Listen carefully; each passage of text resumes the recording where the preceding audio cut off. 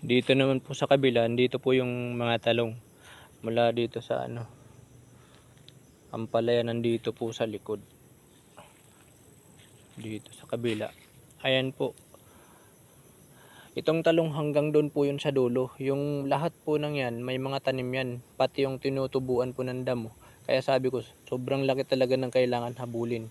Yun ang lilinisin. Ito pa lang yung nalinis ko. Kaya nga, nasasayangan po talaga ako kung hindi siya malinis. Kasi itong mga talong nagsisimula na itong bumunga. Saka, medyo pumayat nga siya. Medyo okay na siya ngayon. Nung nakaraan, medyo ano talaga.